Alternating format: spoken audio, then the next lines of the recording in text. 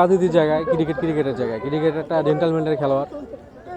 এখানে সে তার যোগ্যতা অনুযায়ী সুযোগ পাইছিল, বাট তাকে বাদ দেওয়াটা একদমই খারাপ হয়েছে। এটা আমরা বাংলাদেশি ফ্যান না, আমরা যে ক্রিকেট ফ্যান হিসাবে এটা আমরা মেনে নিতে পারি না। সে বাঙালি, সে মুসলিম, যার কারণে তাকে বাদ দিচ্ছে।